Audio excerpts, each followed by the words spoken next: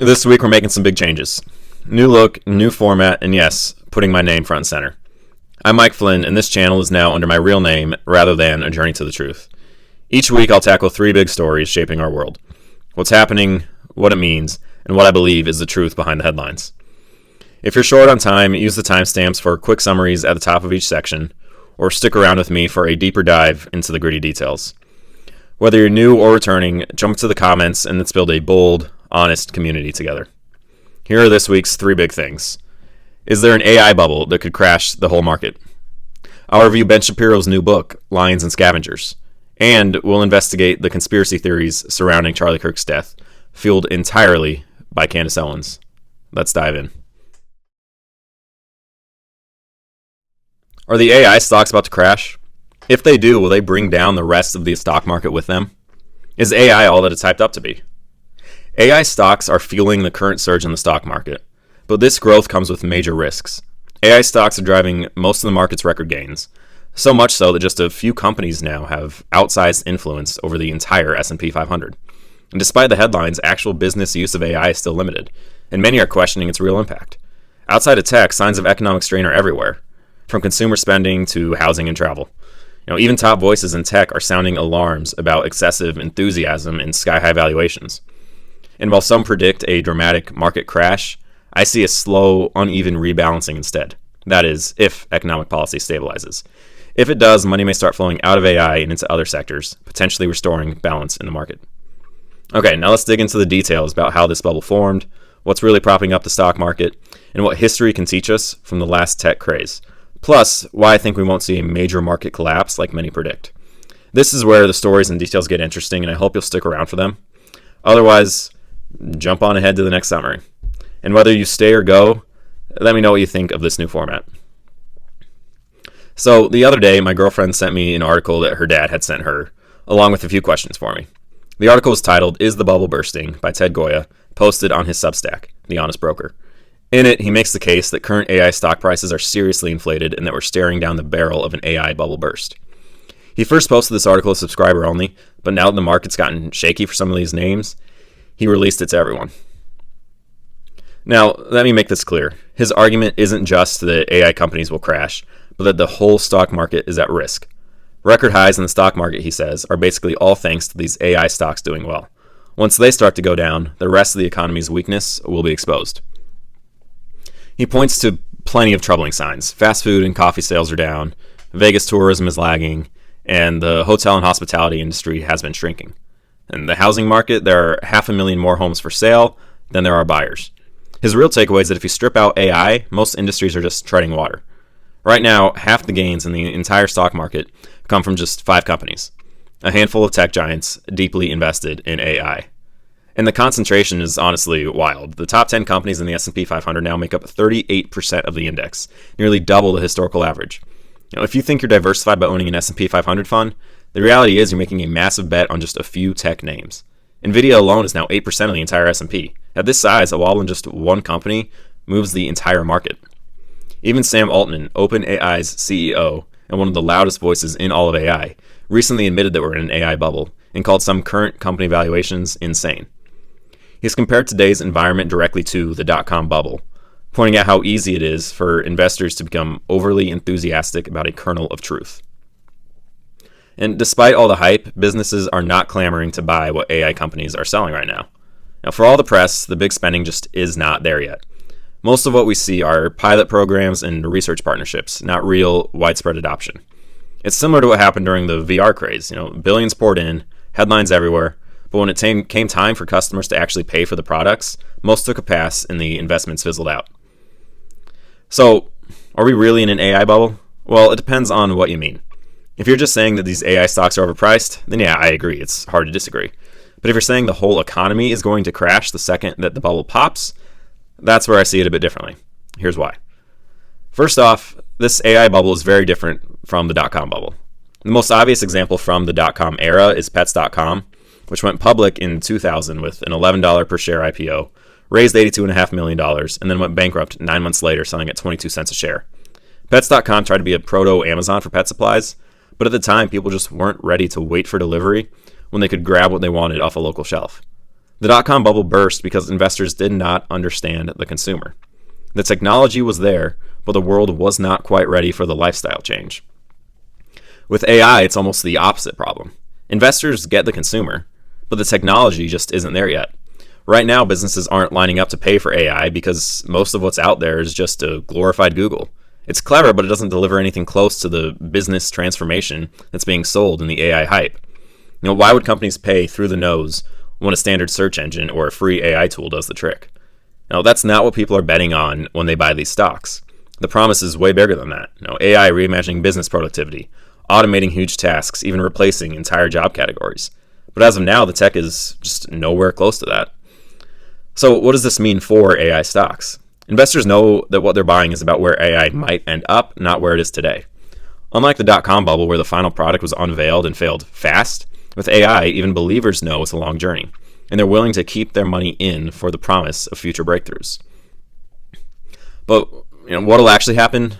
I don't expect a sudden crash like many are suggesting. Instead, think of these stocks like an overinflated balloon that you filled up yourself. You don't just pop it, you just gradually let out a little air until it gets to the size that you need. Every time a company hypes up a new AI rollout like ChatGPT 5 and it fails to meet wild expectations, a little air leaves the balloon. Some investors get disappointed and sell, maybe more with the next disappointment. But it'll be gradual erosion, not an instant collapse. And the key right now is that most industries are locked in a sort of flux because of shifting White House trade policy. One day there's 30% tariffs, the next day it's 0, then it's 15% across the board, except a few products at 10%, others at 50%, and now the entire tariff system is going in front of the Supreme Court. In this environment, investors are putting their money into AI and big tech because these companies are heavily focused on research and development, an area that is shielded from the chaos of day-to-day tariff changes. But once tariff policy finally settles down, and there's clarity for sectors like healthcare, energy, and manufacturing, investors are likely to move their money back into those now stabilized industries. That's why I believe that the market will broaden out as tariff policy resolves, even before disappointment in AI's business results kicks in. The shift back to a more balanced market will come from newfound economic certainty, not from the hype around AI wearing off. Of course, just like every major trend or next big thing, not every AI company will survive that shift. There will be some big winners and a lot of names to just fade into the background. But in the end, when the market gets back to a place where money is flowing across the entire economy, and it's not going to be a sign of collapse, it'll be a sign of stability, maturity, and new opportunities for investors willing to look beyond the hype. All right, second big thing this week. Ben Shapiro's new book, Lions and Scavengers. Now, I'll be honest here. I'm a Daily Wire supporter, and I listen to Ben almost daily. But this book honestly surprised me. Now, I typically like other political nonfictions better than his, but I think that this is the most important political nonfiction that I've read in a very long time. So here's the big picture, quick summary of the book. Every society is made up of two types of people, lions and scavengers. Lions are the ones that build. They build civilizations, families, they create progress. Scavengers, on the other hand, live to tear all that down. Their fuel is resentment. They are moral relativists. Their goal in life is to destroy whatever they think is holding them back. And at first, I thought that I was getting Jordan Peterson vibes from this book. Responsibility, order, family, facing challenges head on, stuff like that. But the book quickly turned into much more than that. Now, it's not just about how to live your life, but rather it's about two competing worldviews. Lions build on faith, duty, and tradition. They cultivate virtue through their adherence to a moral order, a higher good that they believe in. Scavengers tear down, convinced that all hierarchy is oppression. And here's where the conflict comes in. Scavengers take advantage of the lion's belief in a higher power. They make lions feel guilty for being successful. Scavengers use the lion's tendencies to forgive to take advantage of them, to gain power in the world. And in a nutshell, that's kind of the whole conflict at the heart of Ben's book. Builders versus destroyers, virtue versus vice. But if you want to stick around for the details, it's time to dig in. Lions hold three core beliefs. First, that there is a master plan, a logos behind the universe. The world is intelligible, inherently good, and that provides the foundation to build upon. Second, that humans are made in the image of God. That means that each of us has creative capacity and the ability to discern right from wrong. Because we are made in God's image, our choices are our own, and we must take responsibility for both our successes and our failures. Third, that every person has true moral duties, Morality isn't a matter of whims or social constructs. It's objective, rooted in tradition and truth. Only through moral duty do we cultivate real virtue. Ben breaks lines into three types. The first are the hunters. They're innovators, problem solvers, risk takers. They embrace failure as a step toward progress. Now think Elon Musk, Steve Jobs, Henry Ford. The second type are the warriors, citizen soldiers who defend their civilization and way of life, then return to family and community when their duty is complete. Finally, we have the weavers. These are teachers, nurses, caretakers, the people who hold the social fabric together through community, tradition, empathy, and prudence. Lions also live by 4 rules: protect free minds, protect free markets, require public virtue, and implement equal rights under the law. Scavengers, on the other hand, also have 3 core beliefs. First, they deny any master plan. The world is only power dynamics. Every system is just a mask for oppression. Second, to them, failure always equals proof of victimhood. Inequality is automatically evidence of systemic oppression. Third, violence is a justified response to that oppression. You see it in revolutions of the past, from Russia to Germany to France to modern violence like Luigi Mangione. Now, these 3 beliefs lead directly into what Ben calls the Great Conspiracy. The belief that winners and losers in society exist only because evil systems and the people who maintain them are deliberately keeping others down. Ben also outlines 3 types of scavengers. There's looters. They consume but do not create, resenting property, wealth, and innovation, and they justify expropriation or violence. Lechers define their identities by their desires, rejecting restraint and responsibility, reducing themselves to animal impulses, and discarding community completely. Barbarians seek to decolonize by tearing down Western civilization itself. They argue that the West is inherently evil, even elevating regressive societies as superior. The scavengers have their own 4 rules too.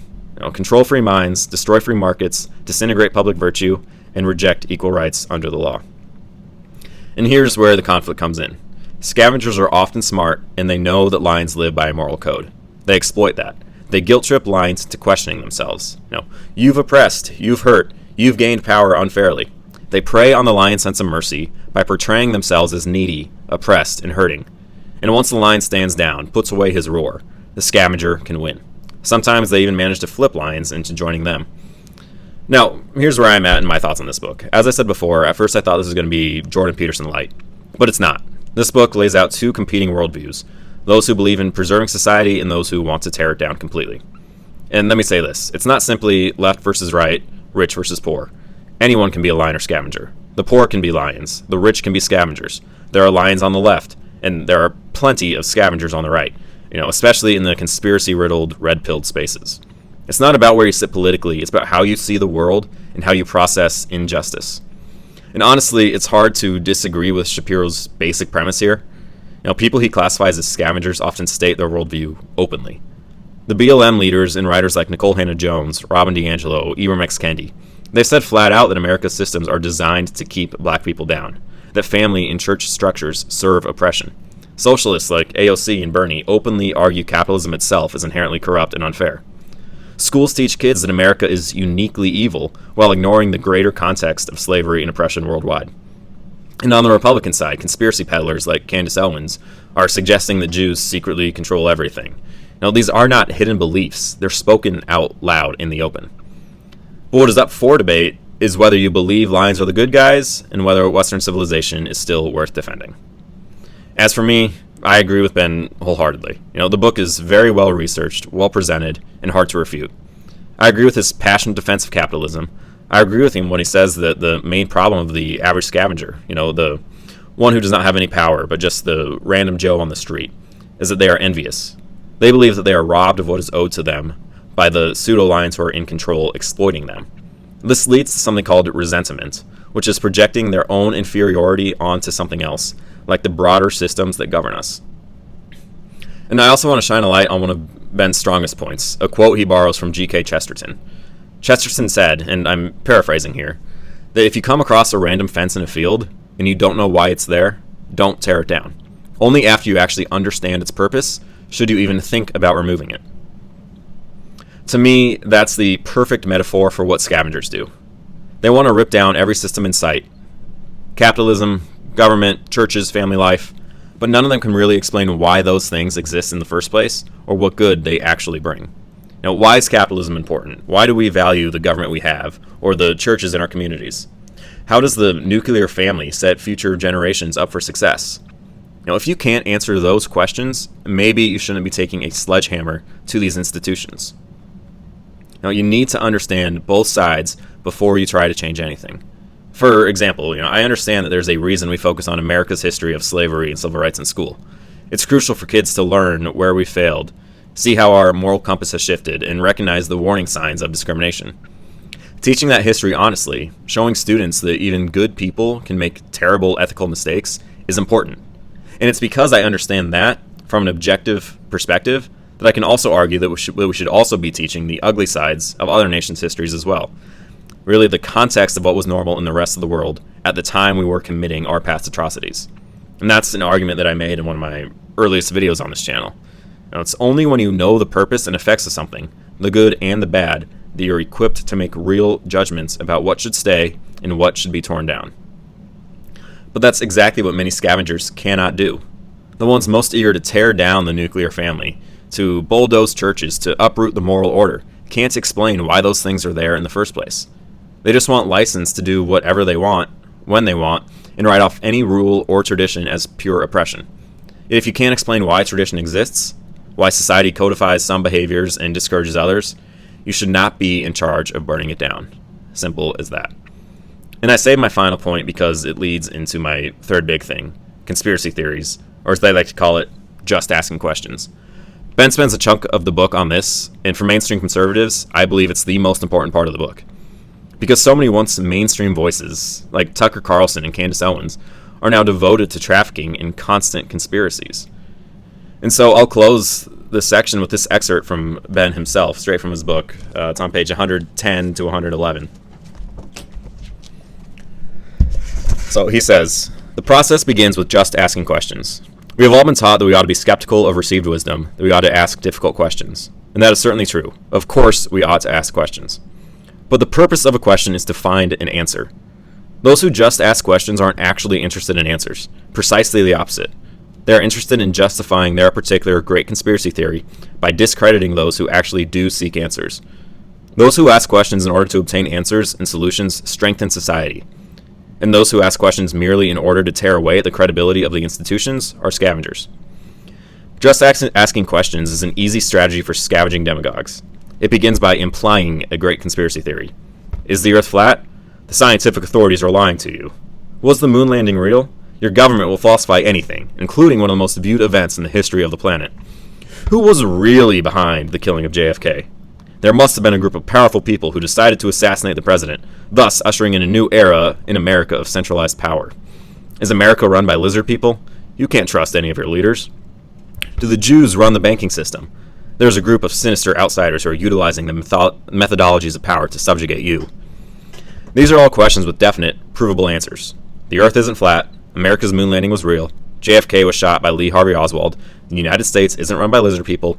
And the 15 million Jews on planet Earth do not control the global banking system. But those questions aren't designed to elicit answers. They are designed to obscure them in order to reach the conclusions that you can't trust the system. In this case, scientists, NASA, the CIA, Congress, or the banking system. Once the question has been asked, but never answered, the next step is pseudo-ignorance. When told that, for example, Lee Harvey Oswald shot JFK, you simply explain that you're no expert on the topic, you just know you're being lied to by someone. You don't need evidence of lies, of course. You can rely on your gut. You've got common sense. Hey, you aren't purporting to know the answers. You just know that the answers you've been given are insufficient. What makes them insufficient? That you don't believe them. Your suspicions haven't been quelled, you see. And goodness knows you would love to know the answers to these questions, but you just haven't been given satisfying answers by those in power. And that, my friends, is where I'll end my second big thing, because running with common sense conspiracies is exactly how Shapiro's old pal, Candace Owens, makes her living these days, relying on her common sense to tell her when she's being lied to.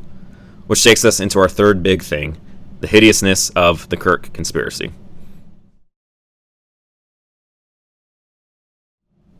For those of you who are just watching the summaries, I recommend rewinding about 2 to 3 minutes to hear me read directly from Shapiro's book, because he brings up that there are a few people, I'm saying they're on the right wing, who make their living off of dealing in conspiracy theories. They frame it as just asking questions, But what they're really doing is sowing seeds of doubt in our institutions. They aren't interested in actually getting an answer, but in making their listeners distrust every institution, every person, except the one feeding them the conspiracy. No amount of proof is ever enough to quell a conspiracy theory. And if their listeners find their theory unbelievable, they just create a new one out of thin air. Now, that is seen most clearly right now with Candace Owens' investigation into the Charlie Kirk assassination. Now, it all started with Benjamin Netanyahu going on Fox News, I believe, and sharing a part of a letter that Charlie had written him. Now, this made Candace Owens furious. It's no secret that she isn't a fan of Israel, and she immediately claimed that Netanyahu was lying about Charlie through omission. She demanded that Netanyahu release the full letter so we can get Charlie's full thoughts on Israel. Then the letter was actually released, and it showed exactly what Netanyahu said it was. A thoughtful note expressing Charlie's support for Israel, along with recommendations on how to improve Israel's public perception. But by that time, Candace was already on to her next thing, breaking news that Tyler Robinson isn't actually the shooter, strongly suggesting that the shooter was an Israeli, or the CIA, or even somebody at TPUSA. The thing with her is that she doesn't have any proof of anything. She will say that she has sources, and then she threatens to release the evidence she has if those she accuses don't denounce her. When they ignore her, what does she do? She just moves on to the next thing without releasing the evidence. She's not actually interested in finding the answer, and she relies heavily on her common sense or her feelings to decide when she's being lied to. For those just sticking around for the summary, I'll leave you with this montage of her citing her feelings or vibes as her reasons for not believing the official story. Again, to me, feels like he's a decoy. Like more people are involved in this, and I will say that. We don't know, but we know that something's wrong with this. Because if I don't feel good, this feels to me like a conspiracy. It feels a little fake and gay. Gotta tell you guys, it feels a little fake and gay. Surely, during a manhunt, you use drones. I feel like we are tech capable enough. I feel this kid, for some reason, some unknown reason, is being protected. Because it feels to me, okay, that this is a conspiracy, a federal level conspiracy, which means that there's gonna be somebody else, maybe somebody close to Charlie, that could be involved in this, right? That wasn't even the whole thing. The video goes on for nearly 4 minutes, and that's just in regard to Charlie Kirk. Now, there's tons of other times she cites her feelings as her source. She infamously cited her common sense to suggest that Joseph Mengele, the horrible Nazi doctor who did terrible things to Jews during the Holocaust, didn't actually do those experiments. According to her, it's all just bizarre propaganda. So let's take a look. I mean, some of the stories, by the way, sound completely absurd. I mean, like the idea that they just cut a human up and then sewed them back together. Why would you do that? Literally, even if you're the most evil person in the world, that's a tremendous waste of time and supplies. Just slice a person in half and sew them together. That just sounds like bizarre propaganda. She can just ignore Mengele's own medical books, survivor testimony, surgical ward books from Auschwitz, and at the same time totally misrepresent what the historical claims are. While to some survivors it may have looked like he was, cutting people up and sewing them back together, what Mengele was actually doing, at least in the case she's referring to here, was attempting to create artificially conjoined twins. He would cut them open and sew together their blood vessels and organs. But no, despite the evidence, that's just bizarre propaganda to her because it just doesn't make sense that someone would do that. And now she's doing the same routine with the Charlie Kirk assassination. Arguably, this is even worse because she claims to have been friends with him. As I said before, this all started because she claims that Netanyahu misrepresented what Charlie said in the letter. For your understanding, here is the video where Netanyahu supposedly mischaracterized Charlie's letter. Charlie loved Israel. He loved the Jewish people. He told me so in a letter that he sent me just a few months ago. One of my greatest joys as a Christian, he said, is advocating for Israel and forming alliances with Jews to protect Judeo-Christian civilization. He encouraged me to make the case directly to the American people about how vital Israel is to U.S. national security. He told me, the Holy Land is so important to my life, it pains me to see support for Israel slip away. Candace listened to that and claimed that Netanyahu was lying by omission. She claimed that Charlie had actually expressed concerns about Israel's influence on American politics and free speech. She demanded that the full letter be released. And guess what? The full letter has been released, and absolutely zero of what she said is in there. It is 100% supportive of Israel. She didn't think that it would be released. She thought that she could just lie about it and move on with her listeners, none the wiser. But it was released, and instead of responding to the release, she simply pivoted, making even bolder claims, despite her statement that if Netanyahu had not lied on Charlie's name, that she wouldn't be going down this rabbit hole. Well, Netanyahu wasn't lying, and Candace is still pressing on. The very foundation for all of her subsequent claims is a proven lie, but that's not stopping her. Keep that in mind. The ground beneath every new claim she makes is already crumbled. Now that we've established that her whole foundation is a lie, let's look at how she operates. Notice something about Candace's method. She makes wild accusations and then demands that others prove her wrong. Just the other day, she was demanding that TPUSA reply to her claims, despite her being the one making the accusations, without presenting a shred of evidence. I'm going to show you the video, and it covers a lot of ground, so pay attention. I don't know how the executives over at Turning Point USA sleep at night, okay? I don't know how you can present yourselves as a Christian organization and not be dedicating yourself to the truth. No matter what the cost is, you tell the truth. That's it, okay? You don't hide it. You don't try to obfuscate it. You don't try to say, well, wait until the memorial event before we start looking into who murdered him. You tell the truth and you tell it immediately. And I don't think they're capable of doing that. And I have an idea as to why that is. I think the same people that were pressuring Charlie are pressuring them. In fact, I know that for a fact. So they might need my help, okay? I'm going to state this, and I'm going to challenge Turning Point USA executives to issue a very clean statement saying that I am lying if this is not true. About 48 hours before Charlie Kirk died, Charlie informed people at Turning Point, as well as Jewish donors and a rabbi, that he had no choice but to abandon the pro-Israel cause outright, okay? Charlie was done. He said it explicitly, that he refused to be bullied anymore by the Jewish donors. Can you guys answer? Did he express that? Did he also express that he wanted to bring me, Candace Owens, back because he was standing up for himself? And then did he, just 48 hours later, conveniently catch a bullet to the throat before our onstage reunion could happen? It's a yes or a no, okay? Let's stop this ditching. Let's stop the dodging. Let's explicitly, I want to hear from Turning Point USA that I'm lying about that. This sort of style, it's not journalism. As Joe Pagliarulo said on his show the other day, what Candace is doing, breaking a story and then challenging others to prove her wrong, is not journalism. It's putting herself as the center of the story. And sorry to break to Candace, Charlie's death is not about her. But she wants it to be. That's why she keeps making these claims, challenging the accused to prove her theories wrong. It's why she's now selling merchandise on the backs of these lies, shirts and cups with CIA, Candace Intelligence Agency, written on them. And notice what she's implying in the video.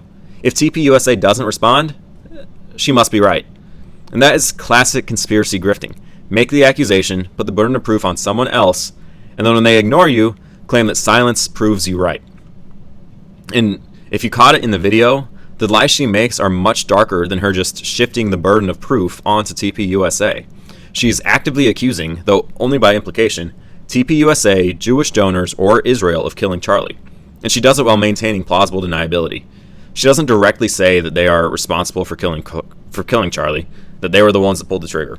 What she does is take the listener right to the edge and then hope that her audience makes the connection that she will not say outright. Now, that's a fundamental strategy that we learn in law school, a technique called arguing by implication. The idea is to walk the jury right to the edge of a conclusion without asking the final definitive question. Instead, you let the jury make that final logical leap themselves. Let me give you an example from my own life that almost happened to me. Now, I drive a truck. It was a former work truck. It's got 3 front seats and no back seats. The middle seat puts whoever sits right there next to the driver with their feet near the gas pedal. So here's the danger. If I'm pressing the brake and the passenger accidentally has his foot on the gas, the car will lurch forward the moment that I lift my foot off the brake. And this actually happened to me one time. I was parallel parked while picking up 2 buddies of mine. My buddy got in, slid to the middle seat, and put his foot on the gas pedal. Fortunately, I already turned the wheel enough to clear the space safely, and no one was behind me. But imagine if I did hit someone, and this scenario went to court, and I needed to argue that my passenger was the negligent party.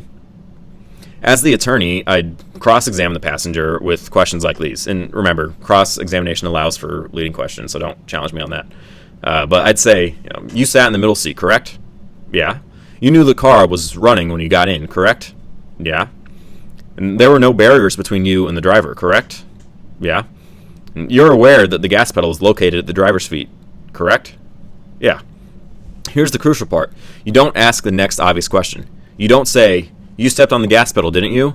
Or, your foot was in close proximity to the gas pedal, wasn't it? No, you don't ask that. Why not?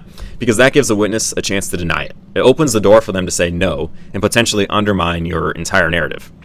Instead, you stop right before that final question. You've painted a vivid picture for the jury. A passenger climbing into a running vehicle, sliding close to the driver, settling into a seat dangerously close to the gas pedal. The logical conclusion, that he could have accidentally stepped on the gas, forms naturally in the jury's minds.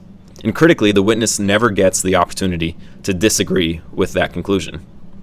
This technique is powerful because the jury only hears the witness agreeing with you throughout the entire sequence.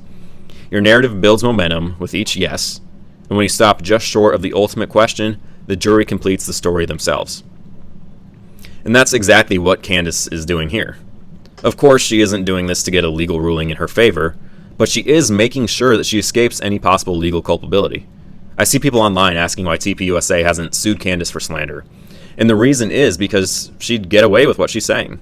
Now, she's not outright saying that Jewish donors killed Charlie, or that TPUSA ordered someone to pull the trigger. Instead, she just sketches a story. Jewish donors were threatening to pull funding if Charlie didn't support Israel. 48 hours before his death, he told those donors that he did not support Israel, and then he gets shot. She hopes her listeners make the leap in their own minds so that she can dodge any accountability. She makes no direct claims, she's just asking questions. She walks right up to the accusation line without crossing it. That way, she plants the idea of pro-Israel forces, or TPUSA themselves, killing Charlie Kirk. But she herself remains totally blameless. And doesn't stop there. Not content with just implying that pro-Israel forces killed Charlie, she also now claims that evidence is being fabricated. So, a few days after Charlie was murdered and Tyler Robinson was found, the FBI released text messages between Robinson and his boyfriend. Candace narrowed in on these texts, claiming it's odd that he used the word vehicle. Let's watch. On the topic of rhetoric, I am told that Tyler absolutely did not author those text messages. What text messages? He has no idea where these messages came from, believes that they are therefore entirely fictionalized. It turns out, you're going to be shocked, that he doesn't actually use words like vehicle, which should come as no surprise to anyone that has a brain. By the way, I'm sure you caught this, but there's old footage of Tyler Robinson that is now circulating from a car accident that he had. And during the discussion with the officer that showed up, Tyler certainly refers to it as his car, not his vehicle, because that's how most English speakers refer to a car, unless they're in the military or on the police force. So here is 2022 police body cam footage, in case you missed that, of Tyler making a crash report. Take a listen. Your mom's on her way? Yeah, she's gonna be a minute. She's gotta shuttle over from where she's at to her car and then drive over. Gotcha. His mother was gonna shuttle over from her car? Interesting. But if you watch the full video of this traffic stop yourself, you'll notice something. Robinson actually does use the word vehicle in that very same video. I was looking up at the light just before getting there. Okay. I saw it shift yellow, and as I get into the intersection, there was a vehicle in the lane. Now, could he be saying that because he heard the police use the word vehicle? Sure, maybe. But Candace won't show you the full video. She doesn't want you to see that her claim is undermined by the footage that she uses to support it. Even more ridiculous, according to her, normal people don't use the word vehicle. That's a word that only military or police members are allowed to use. So let's watch this montage of her using the word vehicle, and this only goes back to March of this year. And Nick was particularly asking him to determine who owned a white vehicle, and everyone locally had looked at this vehicle and said, I can help you to just figure out more about this vehicle. And suddenly a president gets shot in a moving vehicle. November 22nd, 1963, JFK was shot. President JFK was shot sitting alongside his wife in a vehicle. Is Candace secretly military?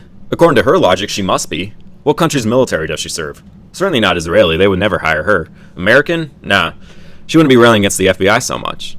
Maybe it's some other country. Maybe a country in the Middle East.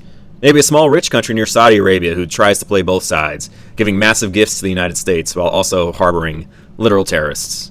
I don't know. Maybe. But anyways, the fact is that one of the smoking guns in this whole thing is the word choice of a few texts. And that falls apart under scrutiny. But remember, no evidence will ever satisfy conspiracy theorists. They'll just move the goalposts and invent new theories.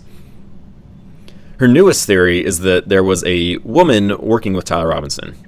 And look, here's the deal. Maybe. We don't know if he acted alone. It certainly seems plausible that other people at least knew about his plans beforehand. And so is it absurd to think that someone helped him? No, it's not. But she claims to have hard evidence that another woman was with Robinson. Let's watch the tape. And sure enough, you're going to hear right in the beginning, his aunt is going to mention that there was a woman who was helping the shooter. And she's not sure whether or not that person was an accomplice. I would say if you're helping the shooter, you were an accomplice. But somehow we all missed this in this actual clip that Shaner had posted and has since been wiped from the internet. Take a listen.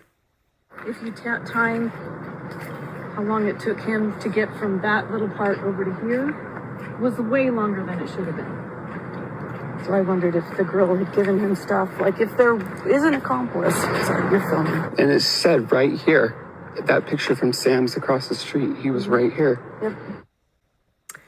So you see, she's talking about the shooter, and she says, I was wondering if the girl had given him stuff. And then okay.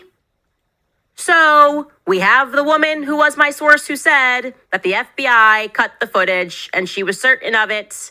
And now we have actually the woman who handed over her footage to the FBI saying, I wondered if that woman was an accomplice. Ladies and gentlemen, what the heck is going on? Who was the woman that was with the alleged shooter? Why wouldn't the FBI immediately release that? Notice what she is claiming here. She claims that this is proof that a woman was with Robinson. But that's not at all what the clip she showed proves. Here's what the clip actually shows. A nearby landowner and her family member, who had previously handed over their doorbell footage to the FBI, retraced Robinson's steps. One of the people retracing the steps pointed out that the gap in time between Robinson's appearances on 2 different cameras was unusually long, meaning that when he was off camera, he was moving slowly. The woman in this tape Candace shares speculated aloud if that girl gave him stuff, but this woman does not say that she saw Robinson with that girl. What seems to have happened is this. A girl walked by the camera at some time before Robinson did, and this other person is guessing that she might have been involved. That is a far cry from proof that a woman was with him. But to Candace, it's absolute proof that Robinson was seen with a woman, and that that woman helped him, and that the FBI is hiding things from us. Now, this is exactly Candace's method. Take 2 totally unrelated events, a woman possibly walking by a camera at some point in the day, Tyler supposedly walking slower than he should, and mix in pure speculation, and suddenly it's proof of a conspiracy. No actual connection, no evidence Robinson ever met this woman, just speculation. And naturally, she keeps calling him, the shooter rather than Robinson, leaving open the accusations about TPUSA or Israeli forces. But notice how this follows her exact playbook. Make a dramatic claim about having proof, present flimsy speculation as evidence, and then move on before others can fact-check her investigating. She's just manufacturing content, as she is doing in this next clip. According to my source, Tyler has never even stepped foot on UVU campus. Tyler, it turns out, which has already been revealed, was accepted into Utah State University, not Utah Valley. And that's actually interesting if you pause and reflect on that, because we didn't really consider how on earth Tyler became not just familiar with the layout of the campus, but familiar with the rooftop layout of UVU campus. Right? I would actually, and I don't know, but I would imagine that even actual current UVU students don't know that possibility. Like, they're not even that familiar with how to scale the rooftop. Of course, there's video of people retracing his steps that show exactly how easy it is to get to that roof. All you have to do is walk up some stairs and then hop a fence. Now, I'll show you one here. Show you how easy and accessible the actual shooter's perch was in this instance, because once again, trying to misspell conception so people can stop engagement farming online, because we live in an age of social media clout. But keep in mind, like I said, there's countless students here, okay, at the time of the shooting.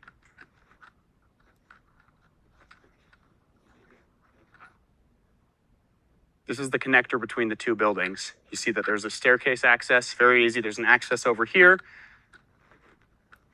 Where I am standing directly in front of me is where the alleged shooter was laying when he assassinated Charlie Kirk. So obviously these barriers weren't here and aren't here. All you have to do is you simply walk across here, walk up these stairs, and you can walk straight to the shooter's perch in under 30 seconds. Lay down, prepare if you had your rifle there before, or take it out of your gun bag, and you take that shot. You can be in and out in under a minute, realistically. So people keep saying that this is a professional, highly trained shooter, this assassin. It's like, guys, you guys need to be grounded in reality for a minute. If you don't believe me, come down to the campus yourself, investigate a little bit. But it is very obvious what happened is you have multiple witnesses that have proven that, yes, they saw the shooter both from these angles, from angles down there. I mean, he was spotted before he actually took the shot. But this takes less than a minute to come in, set up, take the shot, and leave. So first off, despite what Candace says, yes, every single student who has ever been to Utah Valley would know how to get to the shooter's perch. It did not require him to climb up a roof, just hop a small fence and walk out to it. And notice in that video how the guy mentions that Tyler Robinson was seen before he took the shot by people behind him. That's absolutely true, but Candace won't talk about that. It's classic conspiracy theory. She ignores the evidence that could refute her claims, while advancing specious theories that are easily refuted if you just walk on campus. And because apparently everything is suspicious to Candace, even repaving the place where an assassination happened is part of the plot. I said, I perceive a government conspiracy. They paved it. And I feel like was a little soon. She feels like them replacing the bloodstained stone at the memorial site equals a cover-up. And just never mind the fact they waited an entire week, and this is the common area of a college campus. Somehow it's evidence of a conspiracy.